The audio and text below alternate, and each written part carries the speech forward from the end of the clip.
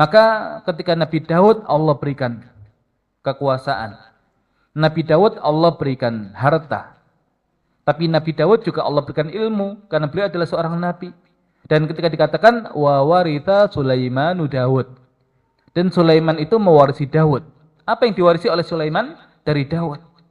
Bukan kekuasaannya, bukan hartanya, tapi yang diwarisi adalah ilmunya. Karena dia mewarisi ilmu dari ayahnya, maka Allah berikan kekuasaan dan harta juga kepada dia. Jadi kalau yang dipegang adalah ilmu, maka kekuasaan dan harta akan ngikut. Tapi kalau kemudian yang dipegang adalah harta, belum tentu ilmunya ngikut. Yang dipegang adalah kekuasaan, belum tentu ilmunya ngikut. Dan cenderung biasanya kalau yang dipegang adalah harta, maka sulit untuk belajar ilmu. Kalau yang dipegang adalah kekuasaan atau kedudukan, biasanya sulit untuk belajar ilmu.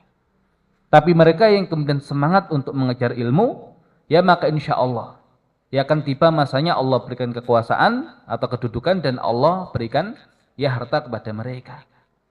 Ya karena kekuasaan yang diberikan kepada orang yang berilmu, insya Allah itu adalah nikmat, bukan nikmat. Ya kalau nikmat kenikmatan, kalau nikmat itu bencana. Ya insya Allah, ya tadi kedudukan ketika diberikan kepada ahli ilmu, ya maka dia nikmat bukan nikmat. Dan harta ketika diberikan kepada ahli ilmu, maka dia nikmat bukan nikmat. Tapi kalau kemudian dapat harta tanpa ilmu, itu nikmat. Ya bencana. Ya kalau dapat kedudukan tanpa ilmu juga sama, itu nikmat, yaitu bencana. Pasti keburukan yang datang setelahnya. Nah maka Allah Subhanahu wa taala tidak ingin umat Islam ini mengulangi apa yang ada pada umat-umat sebelumnya, yang mereka ini ketika membersamai nabinya, kalau tidak orientasinya adalah materi, ya juga sekedar mengandalkan ketokohan nabinya untuk kepentingan mereka. Tapi perkara ilmu, ya maka justru kemudian mereka ini adalah umat yang jauh dari ilmu. Ya, bisa kita ambil contoh adalah Bani Israel. Ya sangat banyak sekali nabi yang Allah utus kepada Bani Israel. Bukan karena keistimewaan Bani Israel, tapi karena mereka adalah umat yang tidak siap belajar. Makanya ketika nabinya meninggal, rusak lagi, Allah kirim nabi lagi, rusak lagi, Allah kirim nabi lagi.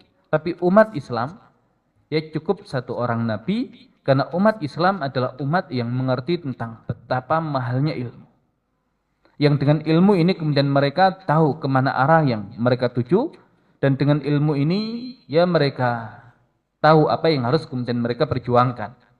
Ya dan ini yang kemudian menjadi sebab kenapa Allah Subhanahu wa taala di 5 ayat yang pertama yang Allah turunkan Al-Alaq 1 sampai 5, ya tema besarnya adalah ilmu.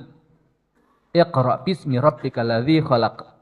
Khalaqal insana min 'alaq. Iqra wa rabbukal akram alladzi 'allama bil qalam 'allamal insana ma lam ya'lam. Bacalah dengan menyebut nama Rabbmu yang telah menciptakan. Yang telah menciptakan manusia dari segumpal darah. Bacalah, dan Rabbmu yang paling pemurah. Yang mengajarkan manusia melalui perantara pena. Yang dia mengajarkan manusia apa-apa yang tidak diketahuinya. Nah di situ ada 3 akar kata ilmu yang terulang. Alladzi 'allama bil qalam. 'Allama al-insana ma lam ya'lam. Jadi 5 ayat yang pendek, 3 kata ilmu terulang. Kemudian juga sama, 3 wasilah ilmu juga terulang. 2 membaca, kemudian 1 pena yang merupakan simbol untuk menulis. Ya maka membaca, kemudian nanti ada menulis, ya pena. Ya makanya kenapa Ustadz Dani itu ya membuat simbol atau logo untuk mahadharah itu tadi. Ya ada kitab yang dia di atasnya itu ada gerbangnya. Ya karena kalau kemudian kita ingin menuju peradaban ya di muka bumi ini, ya gerbangnya ya melalui ya kitab itu. Ya Al-Qur'an, ya dengan cara kita baca, dan ya insya Allah yang garis bawahnya itu nanti pena. Yang itu terinspirasi dari ya surat Al-Alaq 1 sampai 5. Ya 1 sampai 5. Nah, Allah itu karim. Tapi kapan Allah akram? Nah, ketika berkaitan dengan ilmu. Jadi karim itu mulia. Karim itu dermawan. Allah, saking dermawannya Allah berikan harta yang banyak. Saking dermawannya Allah, Allah berikan tadi kedudukan yang tinggi. Tapi Allah adalah akram. Paling dermawan, manakala temanya adalah tema ilmu. Maka kalau kemudian kita mendapatkan ilmu, ya maka seakan kita mendapatkan sesuatu yang sangat banyak. Ya wa man akhadahu akhadha bihadzin wafir. Siapa yang mengambil warisan Nabi itu yaitu ilmu, maka dia telah mengambil bagian yang banyak.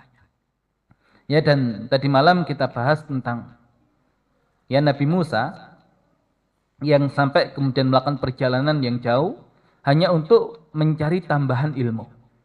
Dan betapa mahalnya ilmu, ya sehingga Nabi Musa pun ya menyiapkan perbekalan, ya menyiapkan waktu, menyiapkan tenaga, perjalanan yang panjang. Ya hanya untuk mendapatkan tambahan ilmu.